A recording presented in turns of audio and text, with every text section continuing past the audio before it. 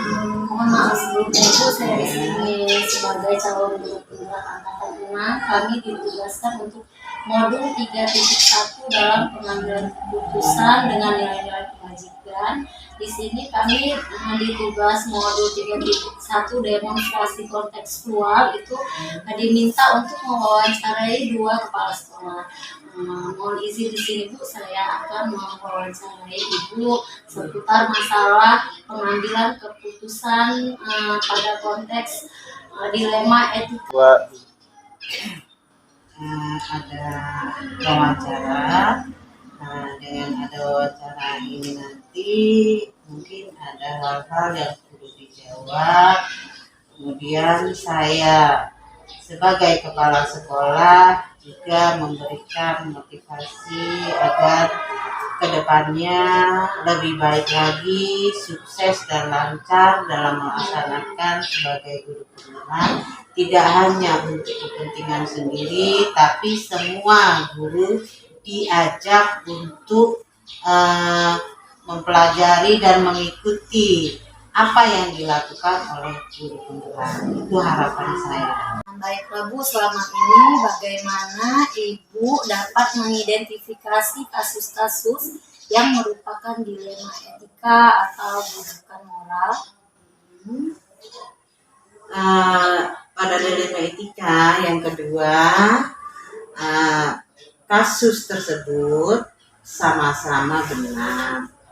Saya mengidentifikasinya dengan mengumpulkan dan menggali fakta-fakta dan mencari siapa saja yang masuk atau terlibat di dalam itu.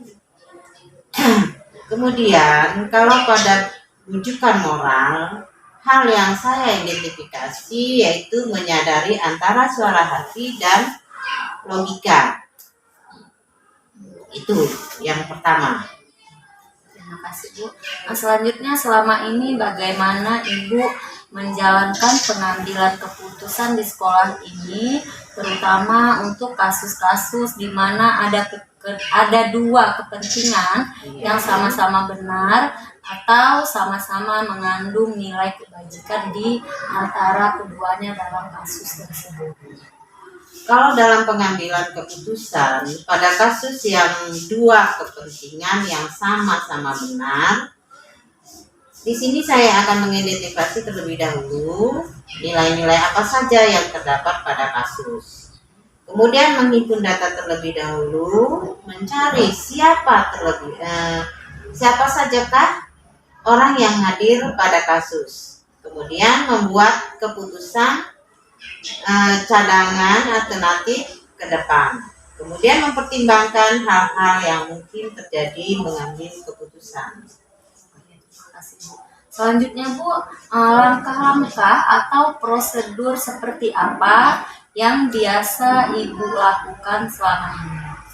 Kalau dalam langkah-langkah yang biasa saya lakukan, mengidentifikasi kasus, kemudian mencari akar permasalahan, kemudian memanggil yang bersangkutan, duduk bersama, terbuka, kemudian mengambil keputusan. Selanjutnya Bu, hal-hal apa saja yang selama ini Ibu anggap efektif dalam pengambilan keputusan pada kasus-kasus dilema etika? Kalau dalam hal pengambilan keputusan pada dilema etika, pertama, mengumpulkan data dan fakta yang akurat.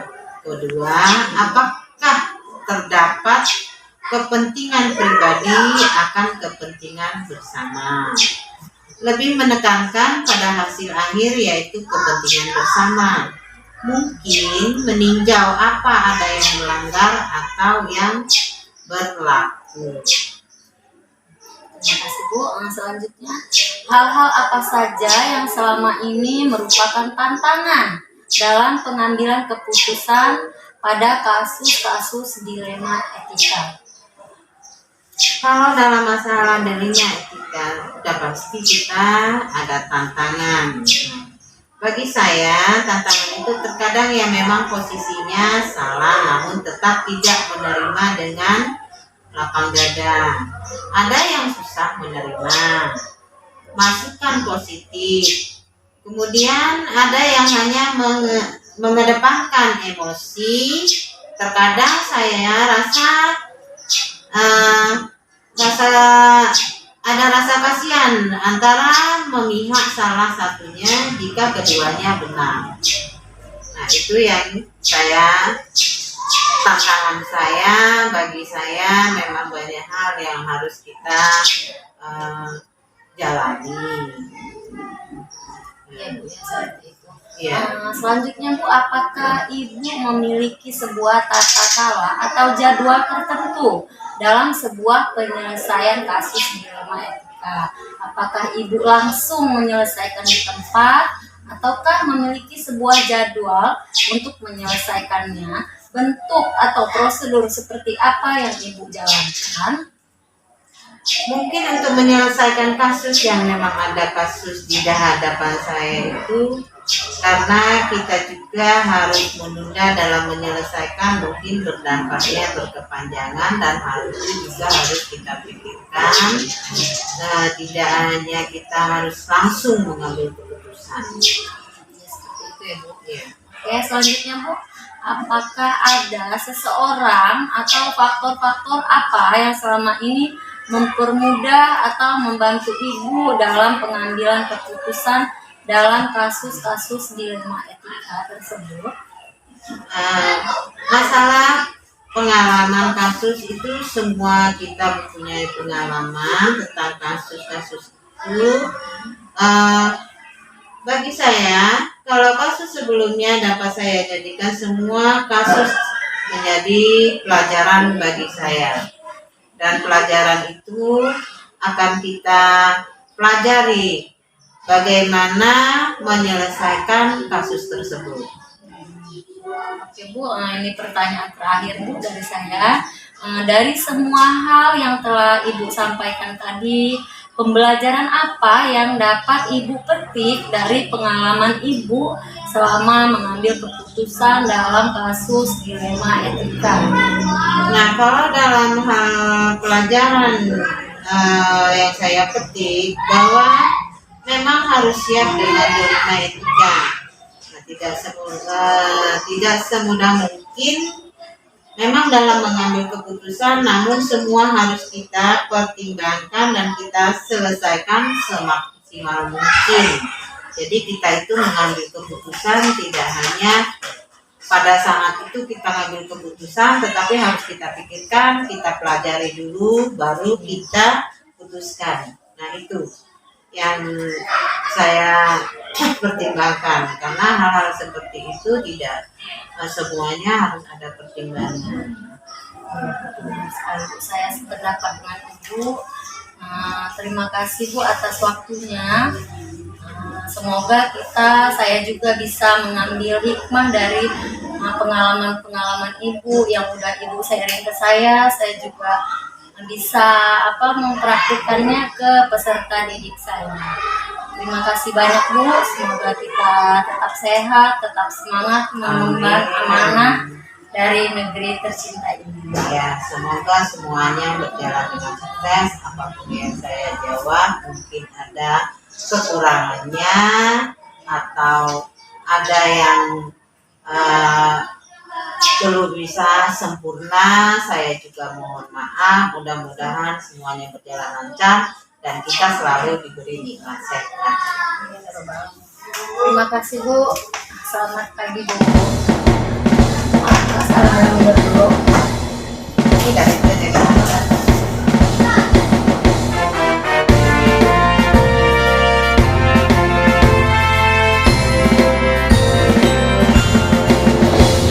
Selatan saya bila melupakan tempat kami mengabdi jendela.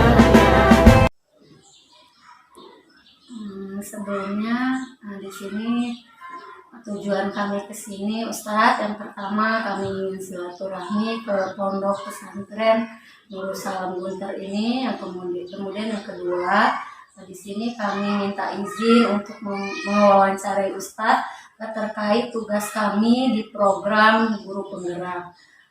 Pada modul 3.1 demonstrasi kontekstual tentang pengambilan keputusan berbasis kebajikan, berbasis nilai-nilai kebajikan seorang pemimpin.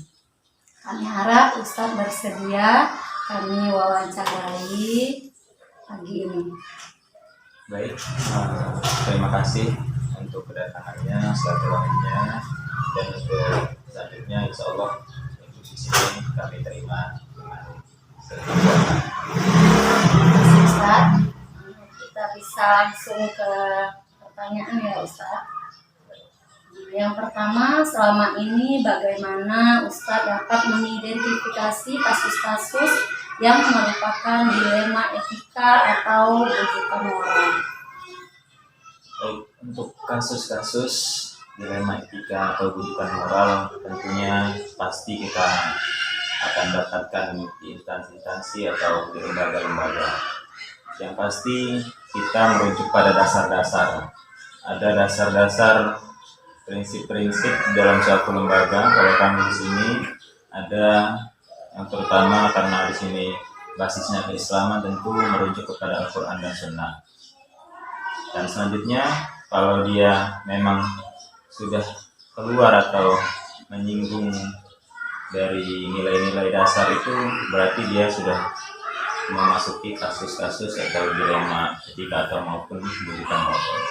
Terima kasih Ustadz. Selanjutnya, selama ini bagaimana Ustadz menjalankan pengambilan keputusan di madrasah ini, terutama untuk kasus-kasus di mana ada dua kepentingan yang sama-sama benar atau keduanya sama-sama mengandung nilai kebajikan? Baik, kalau kita di sini ada seperti itu, tentunya kalau memang bisa kita laksanakan keduanya, tentu kita laksanakan keduanya. Tetapi kalau disuruh untuk memilih salah satunya, tentu kita pilih insya Allah walaupun dua kasus tersebut sama-sama benar dan sama-sama mengandung nilai kebajikan, tentu ada yang lebih unggul dan lebih besar nilainya. Kita ambil yang lebih besar dan kita nanti akan kita evaluasi lagi nilai yang selanjutnya. Selanjutnya, langkah-langkah atau prosedur seperti apa yang biasa Ustadz lakukan selama ini, Ustadz?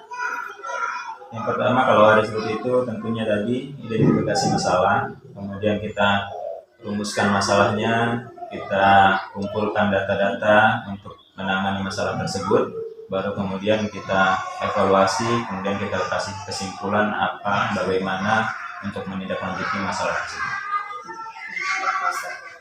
Selanjutnya Ustadz, hal-hal apa saja yang selama ini merupakan tantangan dalam pengambilan keputusan pada kasus, khususnya kasus dilema etika, Ustadz?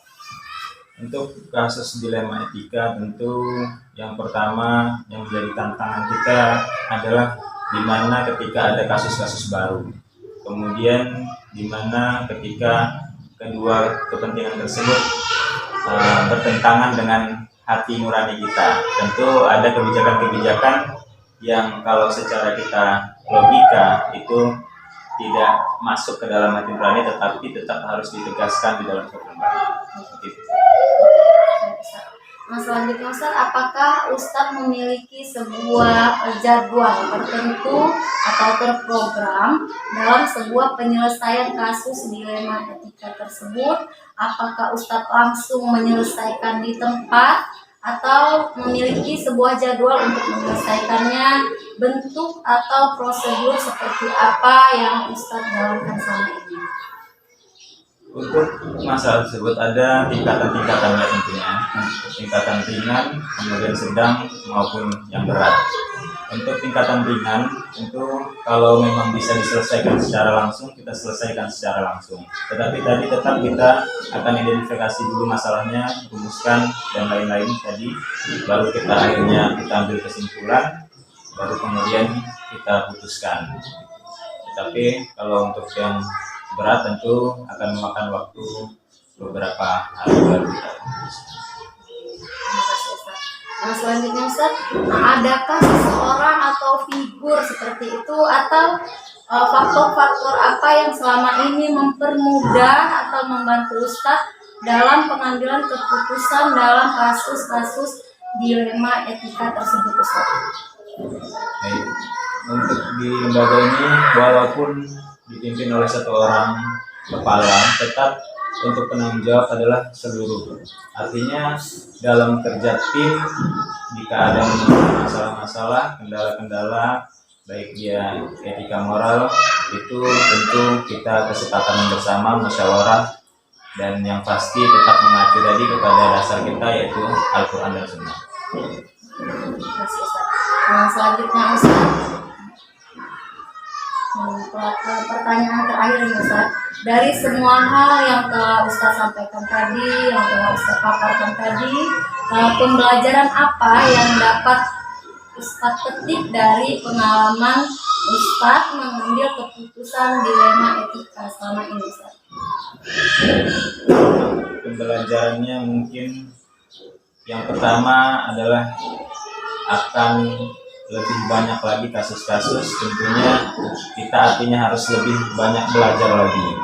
Kemudian harus lebih matang dalam perencanaan-perencanaan, karena perencanaan tersebut nanti akan mengurangi dampak-dampak masalah-masalah tersebut. Demikian Ustaz, terima kasih. Kalau dapat saya simpulkan, berarti kita tidak bisa mengambil keputusan tersebut secara pribadi ya Ustaz ya. Saya tertarik juga tadi di sini karena memang di agama tadi berbasis dengan Al-Quran dan Sunnah Ustaz ya.